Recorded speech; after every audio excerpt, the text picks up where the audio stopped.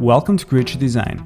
My name is Milan Nikolic. I am a character designer for the film and video games industry with a focus on creatures. My goal as your instructor is to share with you the pipeline I have developed to generate unique characters. I use the same process on the projects such as the animated short, Twitch loadout, and the main title sequence for the IFCC 2017 Art Festival. We will begin with the basics by exploring the anatomy of bipeds and multipeds creature and the design principles that help shape them. In the planning phase, we will cover everything from building your project brief to gathering references for your creature. We then move to 3D code and ZBrush to sculpt rough iterations, pose, and detail your character. From there, we will explore alternative design directions and skin our design by combining both 2D and 3D texturing techniques. Finally, we'll go over how to present your creature best so you can quickly sell your idea to your art director or your clients. Once assimilated, the pipeline will help you move away from generic forms and help you develop a shape language that will yield creatures and characters unique to you. Begin your journey at learnsquare.com.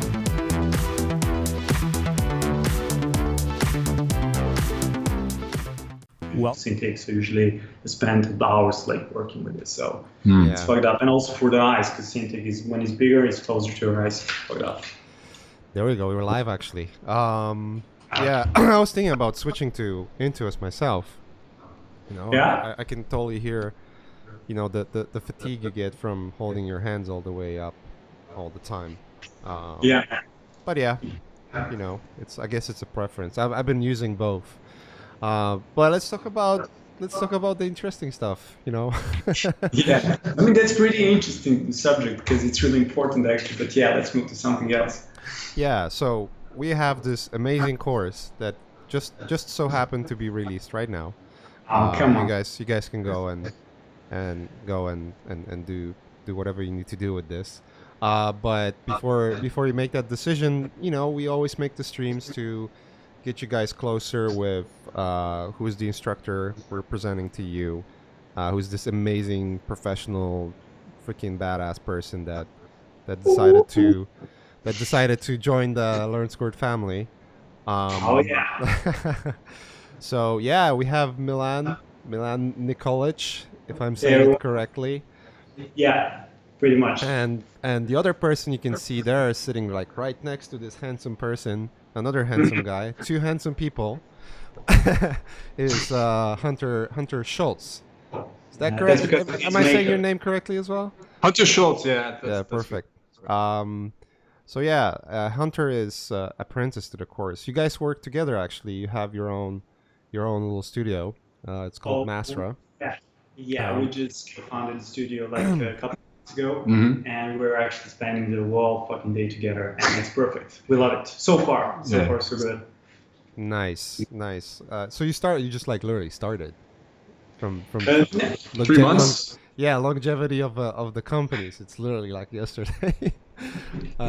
So awesome, dude. Where are you guys located? We're currently in Belgrade.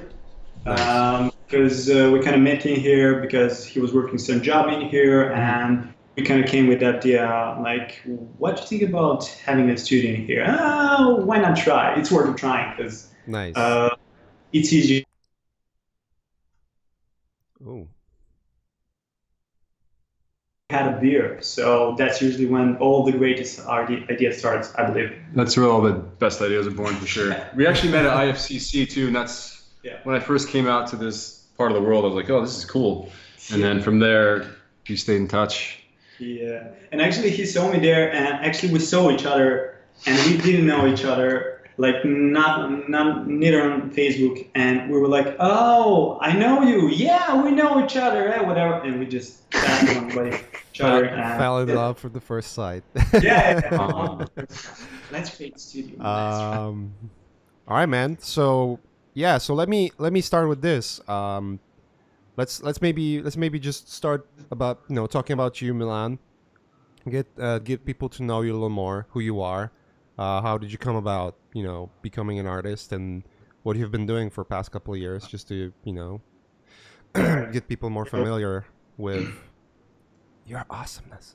Yeah. All right. So I was first into graphic design stuff, and then I kind of find out that it's not going to work for me because I felt limited in a lot of times, and there's a lot of like commercial, super simple stuff that I didn't like. I mean, it's cool because I wanted to be a graphic designer because I saw like Behance and all that kind of cool projects, and then you realize that if you want to do those kind of stuff, you really need to be somewhere else or who knows what, because that's not the case. People usually don't want that less clients for graphic design. So it ends up you mostly doing like logos and some stupid posters and stuff like that.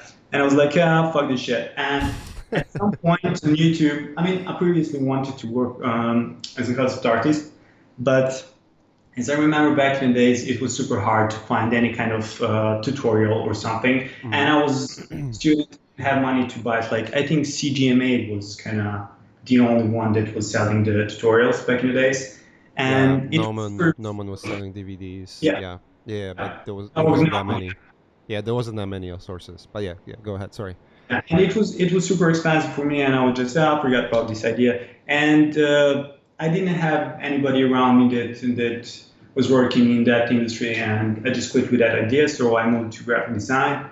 And I remember I was done with university, and the YouTube, I think at ZD, like Fang Zhu started with some kind of free channel, and Anthony Joe show up, and I was like, fuck graphic design, man. I'm moving into concept art because now I can see like how the stuff works, what I need to practice, what I need to do. And I was pretty much cool with traditional drawing and painting, and that's how I came up with the idea to become concept artist. So that happened like 5 years ago, almost 4.5. So it's been a while. It's been a while. Time is flying. It's crazy how time flies real quick. But I can tell you that the last 5 years, treated you good because like the quality of the work you're doing is freaking amazing. Like it caught the attention. It's freaking awesome. So thanks, man. So yeah, I mean it's pretty cool. Like I've been in the industry for a little longer than you, but it's kind of funny. It makes me feel older. But then like working in film, sometimes I meet those old veterans, and they talk about when they did join industries, like, oh, I've been in film, working in film for 25 years, and oh my god, and it's like I don't even fathom, like you were working. You didn't even know that exists 25 years ago, like. But I feel like experience matters in terms of like the amount of years you work in the industry. It matters for certain degrees, like especially if you have a lot of production experience. Then on the higher level of like art direction, production design, it matters because like a lot of scenarios of what things work, where it can go wrong. But from our artistic point of view, I don't think it matters that much anymore. Like a lot of younger guys that come up, and I say it like I'm a 50-year-old or something. But a lot of the thing is, there's a lot of like tutorials and stuff to learn now. Like very easy. You can go straight forward, so you don't have to waste time like wandering around what I have to learn. Now it's everything like on table, so you just have to pick. So you're self-taught in a way, right? By self-taught, I mean looking at YouTubes and tutorials and all that kind of stuff. Yeah. Okay. Yeah. It's pretty much the same way as I am. That's that's frankly one of the reasons why we started this, Learn Squared, and because I remember I came to US and I've heard a lot of stories from my friends who like went to college and they had like a lot of debt. Like, wow, you're paying a mortgage just to get to the same position I'm in right now. Like you're $100,000 in debt just because you wanted to get the degree and learn things that I've learned from internet for free. Yeah. Or for like fraction of the cost. So, cool. I think we have like a little connection problems going on there, but because previously people, it was hard. I don't know. I remember it was super hard to explain to my parents how the stuff works. Now they were like, oh well, that's okay, but you need to go to university. Like that's not true. That's not like, Yeah. Yeah, you get a point.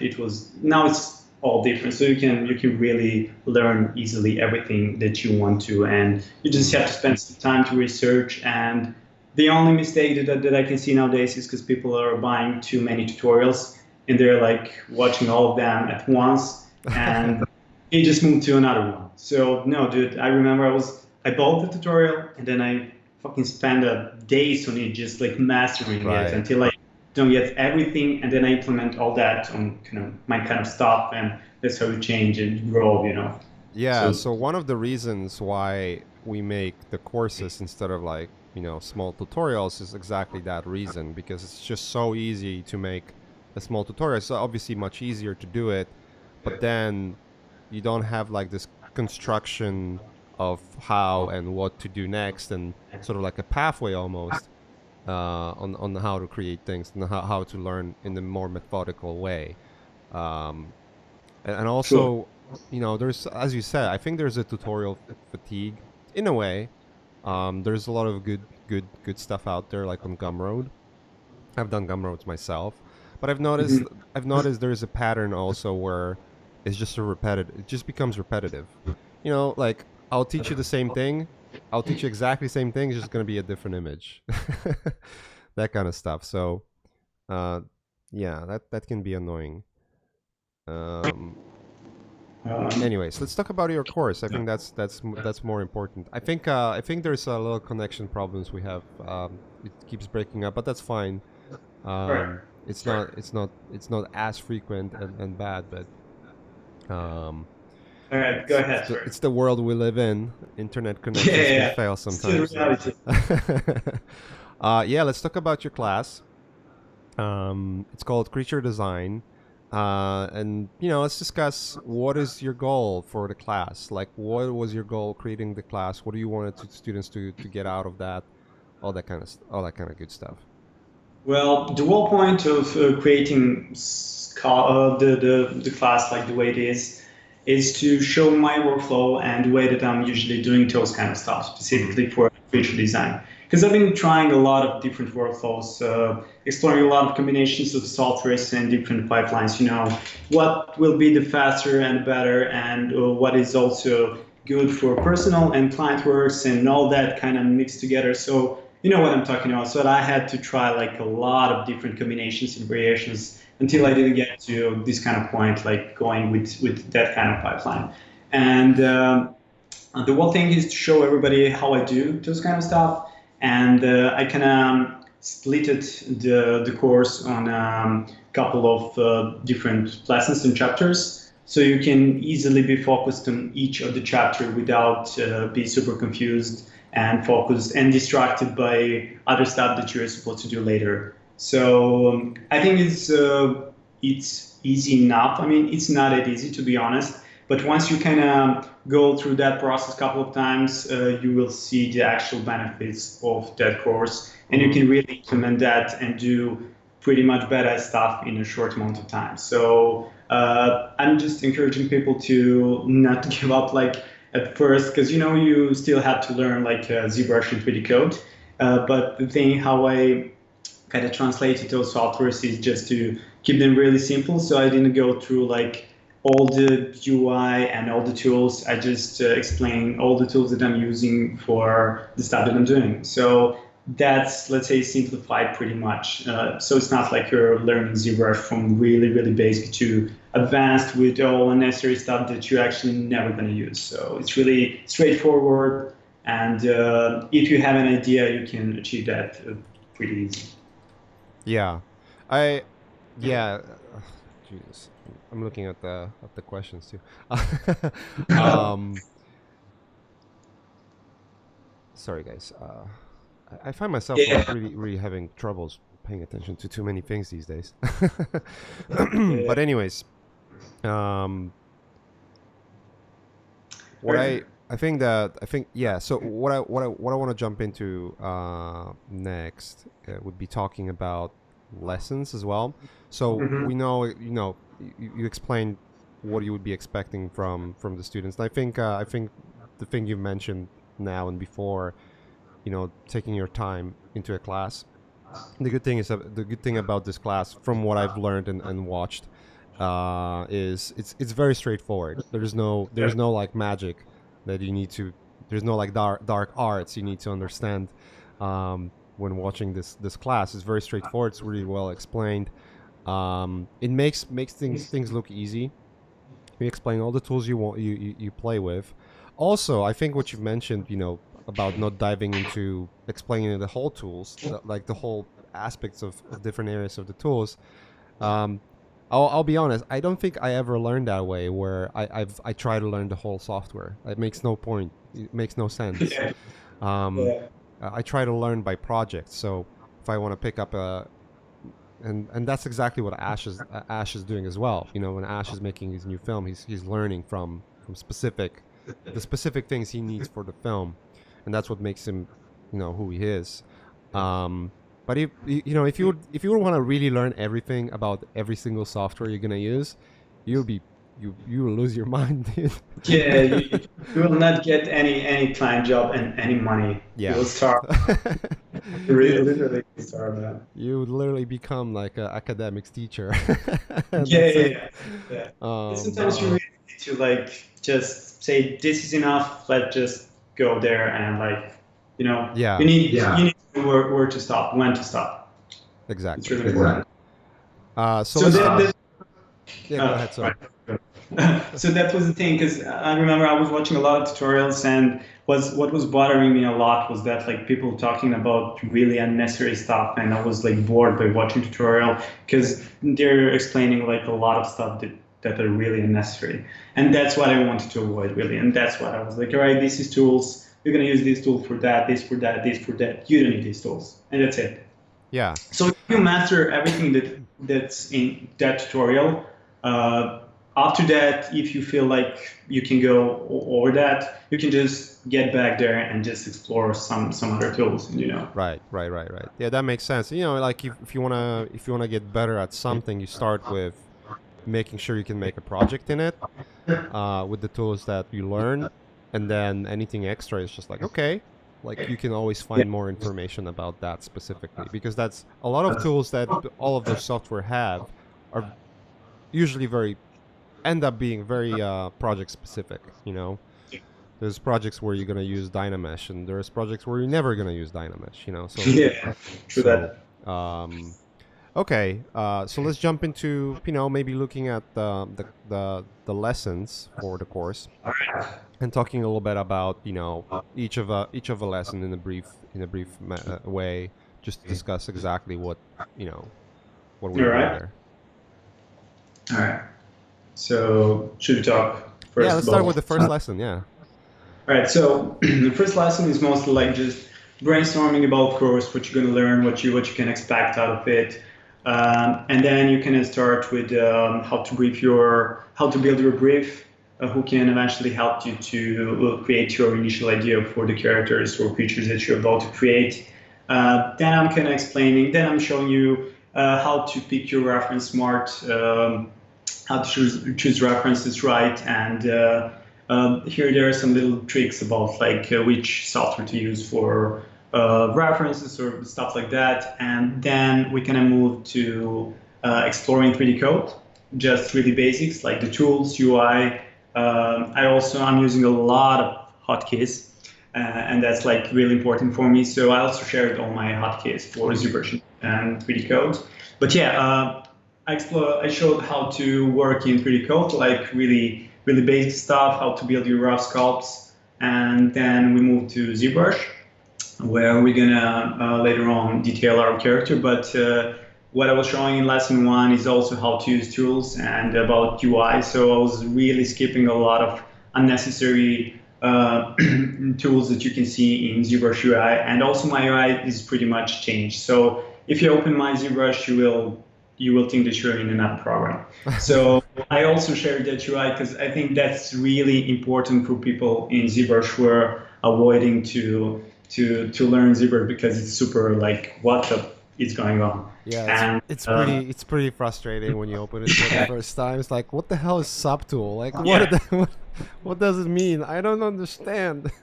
I know exactly what you're talking about, because I remember when I was starting with ZBrush, I was quitting first time, and then I watched some tutorial. I'm not sure who was that, but it was super simplified, and I was oh, so that's the thing. And then I started that way. and it's like you're learning completely different software.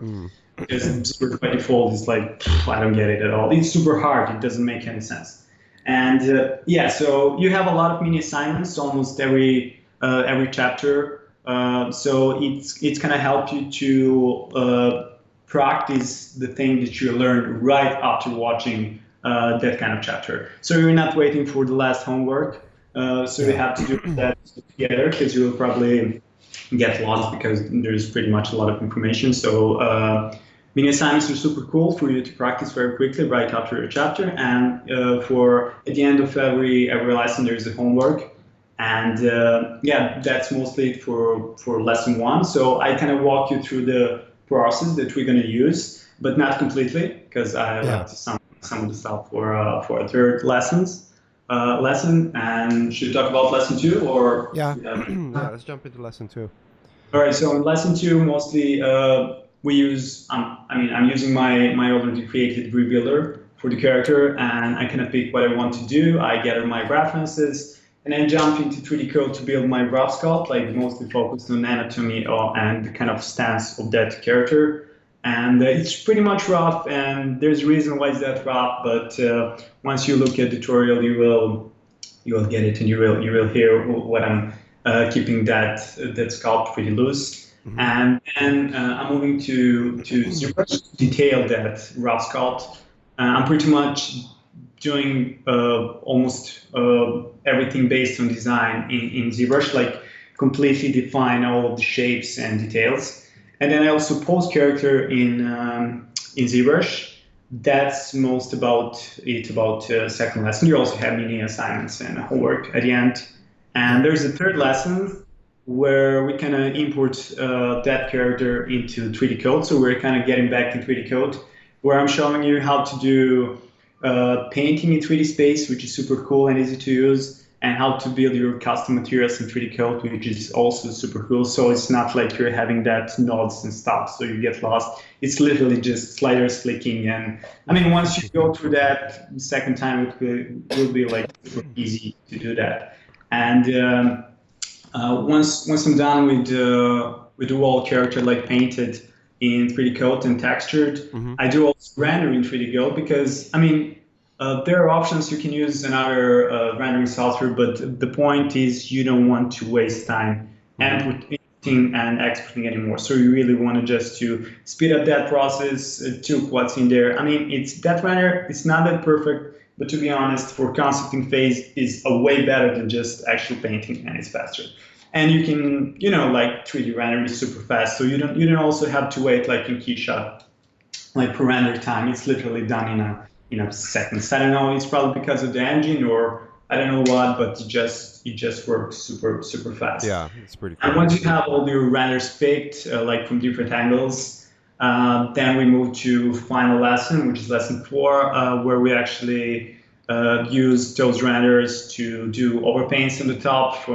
We use those renders like from the different angles and do overpaints to get to fix everything that you thought. That you were thinking that you will spend like a lot of time fixing that in 3D, because that may be the case for some of the stuff. Some things are definitely easier to do in 2D.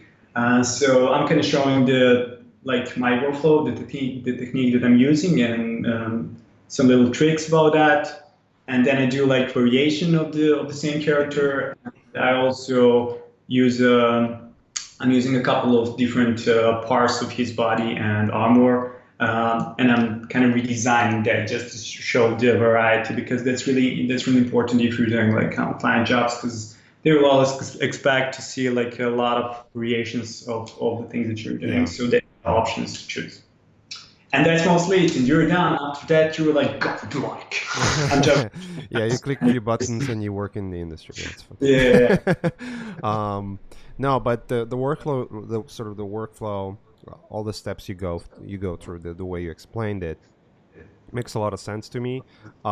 There's like different approaches. There a lot of, there's almost like 2 schools of creature design in a way. One is which is oriented towards concepting, and I guess the second one would be oriented more towards production, where you actually create assets for, whether it's film, game, whatever that would be, right? And then you're sculpting for that specifically, but that's like completely different school. It's the way you do things over there when you're doing it for production. It's less about concepting and more about tools and more about efficiency, all the kind of stuff. Yeah.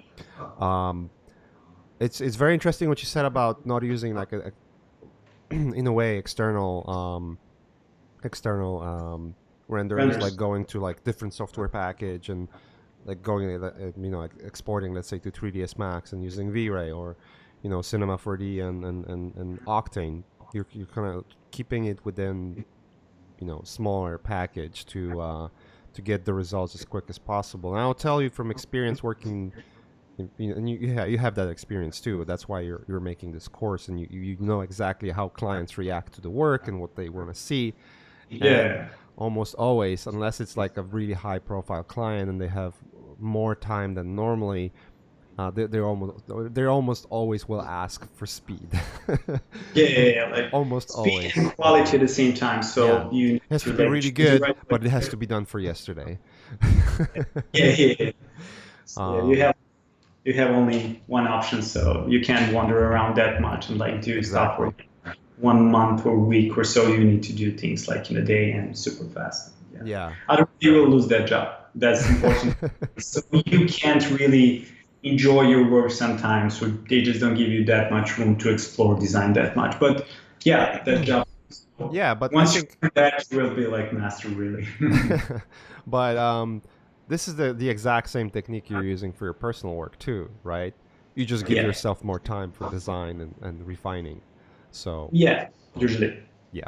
I'm pretty much changing. Like depends. This is mostly for a creature. I prefer to do creatures this way because it really works. Yeah. If I'm using character, like actual human characters, I mostly like as a base instead of doing rough in 3D code. I'm probably gonna use like a DAS model because it's why should I model the whole fucking human body? Because there's like dumb human body, and that's mostly the difference. But usually the pipeline is the same. Now it really depends what type of character am I working on. So I might not do the texturing in 3D code because I don't have to. So I do that in ZBrush. Just throw some paints and change some materials.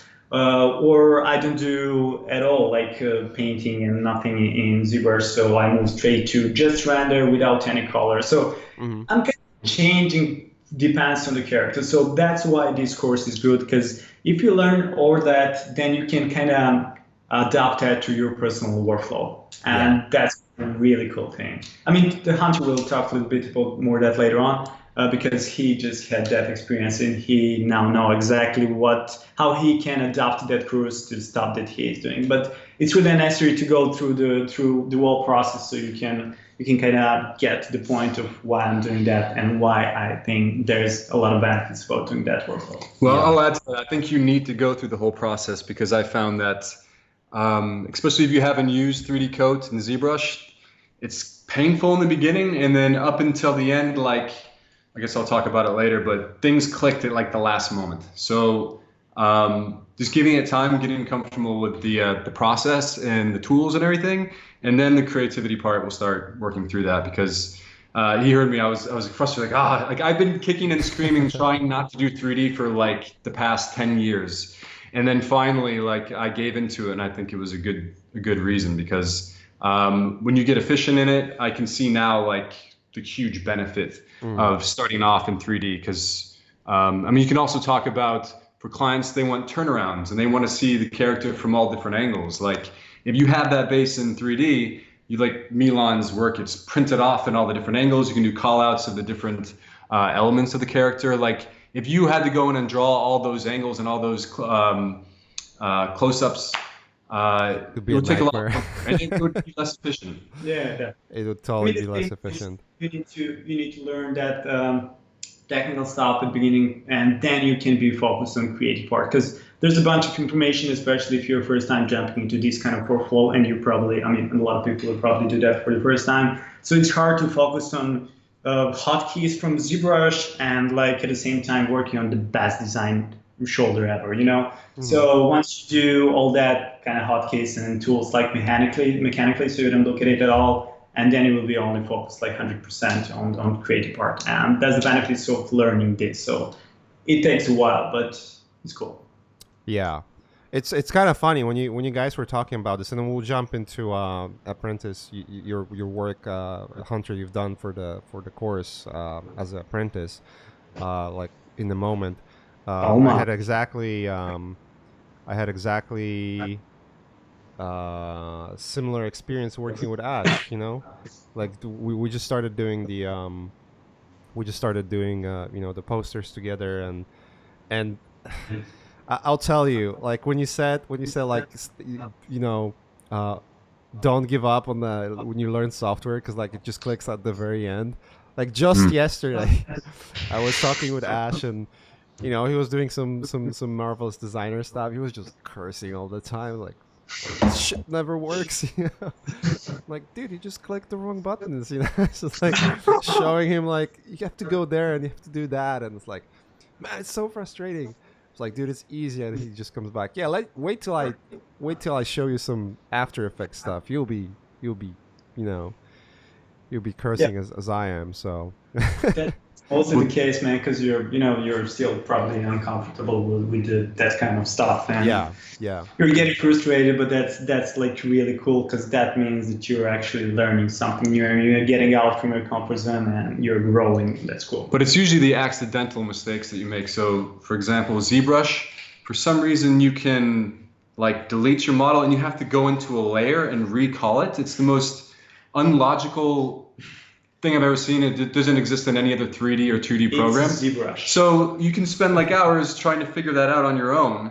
But once you can cross that off the list as one of the big pain in the ass things that can set you back, there's less and less of those things that you need to worry about in the future, and you can just be working all the time. I'm hearing similar stories about blenders. Like once you get past UI, it's actually good. Yeah. Okay, so let's talk about your homework, Hunter, and and about yourself. You guys met, obviously. You already talked about you guys meeting at meeting together and forming the studio together. So I want to learn a little more about how you guys interacted during the apprenticeship. What Hunter, you found to be the most interesting, I guess, and the most frustrating part about learning those new processes, because as you said, like up until very end, almost because I'm guessing ZBrush and 3D Coat were something new to you, right, at this point? Or yeah, I had a little bit of experience in ZBrush, and I think I played with the UI for 2 days in 3D Coat previously, but it was all very, very fresh. And I think I created one rough character previously, or just testing out ZBrush. So yeah, I was new to it coming in. Yeah. And so the frustrations and the just working together here. I mean, luckily sorry if I'm screaming into the mic. Luckily we sort of complement each other in the way we work, and that was one of the reasons why we got together, because we have different aesthetics, but in the same world maybe. And we share passion for beer a lot. In beer, and so I'm helping him or showing him things. He's showing me things. So this course seemed like a perfect idea. It just because it naturally kind of happened, like what you and Ash, I guess, why you guys started Learn Squared. It's a similar type thing. Working here, coming into it, like I said, everybody's been saying use ZBrush. You got to do ZBrush. It's so fun. And I mean, we'll say for the past 10 years, and I was like, I like 2D. And I pushed it off for so long, and I finally gave into it. And the biggest complications with the course would just be the programs themselves. Like you said, the approach is logical. Like, oh, you build this base because from the base you're going to build on top of it. It's step by step. Yeah, very straightforward. The technical parts of the programs will be, and if you're super technically savvy in the software, then you're going to it's not going to be hard at all. I'm not. I love my Photoshop. And so I must say one of the pleasant surprises, the best thing, was just 3D Coat was actually really awesome. I was not expecting that. It doesn't feel like it doesn't feel anything like ZBrush. It doesn't feel like any other 3D software. It's really like you're painting in 3D space, because I suppose you are. And I picked that up probably quicker than I did ZBrush. And I can see how people... It's more logical. Yeah, I can see how people can find even other ways to use 3D codes. Maybe not even for creatures, just for characters or environments. There's a lot of cool tricks in there. Yeah. Us working together it's pretty easy. I mean, Milan's cool in where he's not just going to tell you something because that's what he thinks you should hear. He's kind of looking at what you need to change. He's not automatically saying, oh, do this because of, I like that. He's pretty good at dissecting what's going wrong, and he's really quick. Even when because I'm sitting next to him, I see him work. The stuff that I've seen him do in the past or on his portfolio, I'm like, oh, that must have taken a week. Coming in here now, I realize he builds the model and paints it in 2 days. So a lot of his finished work is really quick, and quicker than I imagined. So I think a lot of that is the skill. And my lower back is hurting. No, but this technique is, and as I kind of mentioned before, the end was really rough, and one of the hardest parts actually was when I got to the painting phase, which I was the most excited about because that's what I'm most familiar with. But you have this model that you work so hard on, and then I wasn't happy with it, but I also didn't want to mess up all the work I did. Right. At some point I realized you can't be married to it, get big, and this is just a concept. And there's a few things when he's reviewing my work that we go into, but in the end it clicked. And then so that bottom character on the bottom left was one I just did last minute on the last day. So, and it was much quicker. It was much more efficient than the previous ones I had done. So you spent less than a day to do that character? Yeah, I spent 4 days struggling. And then finally something clicked and we talked, and keeping the shapes big and not being afraid to destroy your model. Yeah. But that's, I guess, the reality of learning, you are going to struggle and you are going to get familiar with the software and you'll forget what you're supposed to click, and you'll have to go back to a lesson and learn it again. Yeah. And that's a part of the process. Yeah. It's it's none of the content that is out there, whether it's Learn Squared or any other software content that you see out there, will teach you once you watch it, you're the best. That's not how it works. It gives you a good recipe on what to do, and then you learn from that, and you apply that knowledge through practice. Definitely. I'll say too that had I not done this course, I would have learned from Milan and probably played with it. But the fact that you have to deliver, and that you have your homeworks and you take those homeworks seriously, and you go through those kind of learning pains. And I think having the course to kind of kick me in the ass to finish it all the way through the end definitely paid off. And now I'm we were just talking, I have all these characters now that I know I can finish in X amount of time, and I can get there much more quickly. Yeah, you can be more focused on actually pulling out the best possible design out of it. So you won't be that much focused on where's that button, how to turn on fucking shader in 3D Code. Oh yeah, because he went through all that pain, and he now learned it, and he can actually now be focused on the design part. Yeah. Once you get past that, it just becomes almost like a second nature, But that comes with practice, so.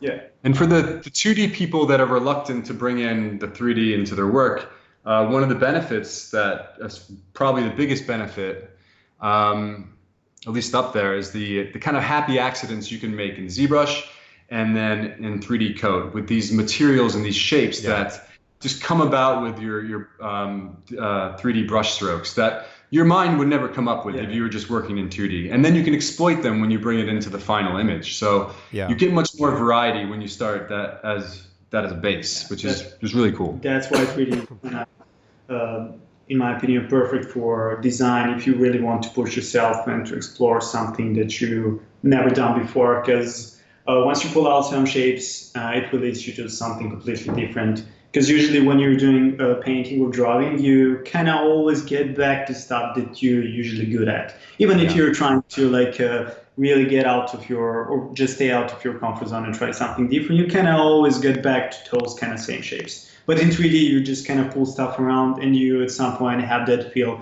that you're actually working on someone else's sculpt or just design. And that's what I like, because that way you kind of feel comfortable at the same time, because you're kind of not married to that, because you don't get it. Like, whoa, this shape is cool, but it's not mine. Like, oh, let's build on top of it. That's what I like about 3D designing. So as we're talking about software, one of the questions out there was why switching between ZBrush and 3D Code? Because both, to what I understand, you can do similar things just sitting in one. But I'm just curious, you have your method and it works. I think Ash was getting a similar question, like, why you're doing this way? Well, I'm doing it this way because I know it works. So I'll be just curious, like, what are your thoughts on this? Well, there's a couple of reasons. First one, if you know two software, it's better for you. Second one, they're kind of the same, so you can kind of do the same thing, but at the same time, they're completely different, because their kind of engine of brush tools are working completely different. So the feel is really different. If you're using like brushes in 3D Code and voxels, it's just like different than in ZBrush. ZBrush is more like it's more like for detailing, and for me, like 3D Code is more like just for that initial rough idea. It's what Hunter said previously. Like, it's super cool for that rough sculpt, so you have that feeling that you're actually painting in 3D space, which is not the case in ZBrush. In ZBrush, you're kind of getting more personal with the things that you're working on. I mean, you can apply that on 3D Code, but it just doesn't work. Why you should not use advantage of 3D Code like the way it is?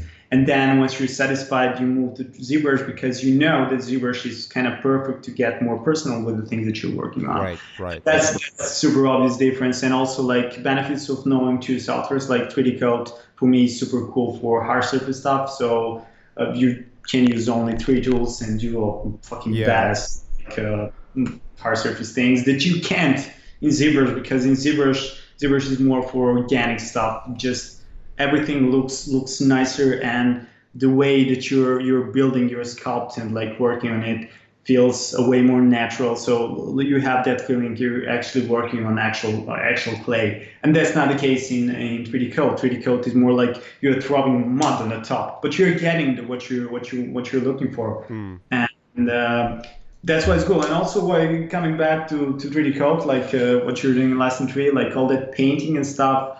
I mean, there's a lot of ways that you can paint your character from ZBrush. You can do that in ZBrush, or you can do that in, I don't know, Substance Painter or something like that. But why coming back in 3D Code? Because you kind of already know 3D Code, so you're kind of familiar, and you can also change things on fly in 3D Code if you want to add something, or just repose it a little bit, or add some part maybe on the head or stuff like that.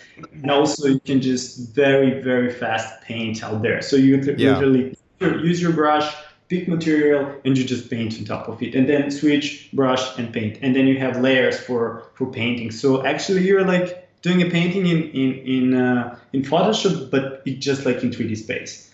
So you can't do that in ZBrush, because ZBrush paints and painting in materials are just, plastic and not that real. But in 3D Code, without 3D Code is PBR, right? Sorry? 3D Code has like a PBR system. I think ZBrush has the same, but it's like more convoluted, I think, in a way. I'm not sure. I mean, I don't know what 3D Code is using. I just love it. I know that PBR is in ZBrush for sure. Yeah. I think, or maybe they use something different. I haven't been jumping into 3D Code myself too much, so to me it's still like uncharted territory, Yeah, but it's easy, man. You will find out it's really easy to use. And also, one really good thing, because I had a previous idea like making that workflow. I was trying to put ZBrush model into Substance to do painting and stuff, because it's super cool and looks like fucking in game.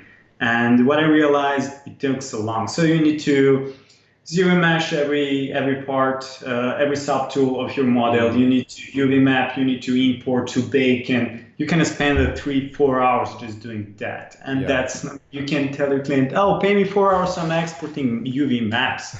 That's not the case. So the thing is, in 3D code, you don't need UV maps, and still looks pretty cool for a concept, because all the materials are readable, and you know what's metal, what's gold, what's like what's plastic, and and it also have a lot of scratches and dust and things that you can add, like dirts and stuff. So yeah, I mean, they're different. You can work only in one software, but your work will suffer. Well, I think the 3D code, just basically the sketching ability that you can do, it's kind of like the gateway drug into 3D or something. Like it's, if you don't want to get into 3D, like start with 3D code. Yeah, start with 3D code, and then because once you get the camera angles right and you can sketch, and even the UI is sort of similar to Photoshop with the layers and everything. It is, like everything works similar to kind of Photoshop. Everything makes sense. So the tools, the layers, the brushes, and that's mostly, so that's why it's great. I mean, you just need to know what the brushes, what the tools are doing, and that's it. But you can get it, just someone asked if you need to have anatomy understanding, or is there any anatomy understanding featured in the course? Well, there's a little bit. I was explaining like a difference between creature anatomy and how to deal with it, and how to choose what you want to work on and stuff like that. But yeah, I mean, if you have anatomy knowledge, that's perfect. But since we're designing creature, you can easily, I mean, you can find that in a course. You can easily do a research online and look for references. You should only apply something that already exists, so you don't have to wander around if you're really not comfortable without starting from zero, so building your own kind of weird anatomy, because that can be pretty much challenging. But yeah, there's a small part of it, like covering that. I'm covering that in a course. Yeah, that makes sense. I think along the way of talking, we pretty much answered most of the questions, if not all, that has been present. So that's pretty good. Someone asked when the mentorship starts. It actually starts on August 7th. So you still have a little bit of time, getting to purchase if you're after that. If you want to learn from Milan specifically, sit with him and and have a chat. That will be your opportunity, of course, and you will have enough time to pick up the first class before the actual mentorship starts. So. Yeah, the class is available right now. Right now, right today. You can get it right now, and most as always, like pretty much every single class we're trying to make for for Learn Squared. We're always looking at getting who we think are the best people in the industry, or up and coming best people in the industry. And yeah, just get them to share what they know, and I think this is a good one. Like, I don't think we had some ZBrush class before with Alex Figini. It's more hard surface oriented. It's a little different. it's actually quite different than this class. Like, actually a lot different than this class. But I don't think we had organic sculpting class so far, and into concepting. So this is a good one to pick up if you really like doing creatures. I'll tell you this, guys. If you love doing creatures, I guess in video games you can still do it in 2D. In film, it's almost a industry standard that a lot of artists are working in 3D. They sculpt the creatures, and they do overpaints. They do exactly what you do in this course. A lot of artists that I know that work for Marvel or for Warner Brothers, they work on the top films in the industry. They do exactly what you're doing here. So they have to put that in the scene from different angles. Yeah, whether it's video game, whether it's film, it's exactly the same stuff. And you, Milan, knows you know it well. I mean, you are working in the industry. You've been working with big clients already. If I look at your studio, I can tell like you are basically working with the top dogs in the industry already. So, yeah, it just shows like this is exactly it. All right, guys, let's wrap it up here. I think that we answered most of the questions that we would ever be asked. You know, course is available right now. If you have any additional questions, you can always reach out to us, guys. Momo is pretty solid at getting back to you. If there are any more technical issues, there's me and Andrea always get involved, so we're trying to make sure that we're getting all that answered. But yeah, I'm pretty excited about this, dude. It's been in the making, and we made it happen. It was It long turned out run. really freaking cool, and I'm super excited. It's a good course. I've watched it. Obviously, I watch all the courses. I'm still the person sort of like behind the scenes who's responsible to make sure that the course is actually looking good. I don't think we ever had a situation where it's like, oh my god, like we have to pull it back or anything like Well, that. I was expecting that. I was like, oh, please, please. No, when I watched it, I was like, dude, this looks freaking cool. Like, I'm not personally a creature guy because I don't do that many creatures, but I know if I want to pick up creatures, this is the first thing I'm gonna watch. But man, Yeah. I know now where you were a little late with the feedbacks because you were watching tutorial and you were like, oh, I'm learning 3D code now. Oh, sorry, yeah, it is good. I'm joking. Yeah. I wish that was the case. All right, guys, let's wrap it up. Sorry for a little stutters on the connection end. That's just the reality of living in the internet worlds. Yeah. I hope my voice wasn't breaking up either. I just literally got better after getting called. Like having kids means you're gonna get called pretty much every month. Yeah. Especially when they go to preschool. And they bring all the germs. All right. Yeah, so that's fun. I hope it wasn't breaking up too bad. So yeah, super excited, guys. Yeah, let's see where it goes and close it here. Thanks Milan and Hunter for your time. Thank you, Ajay. Thank Yeah. you. And I'll see you guys next time. Take care. Peace. Cool. Bye. Thanks. Bye.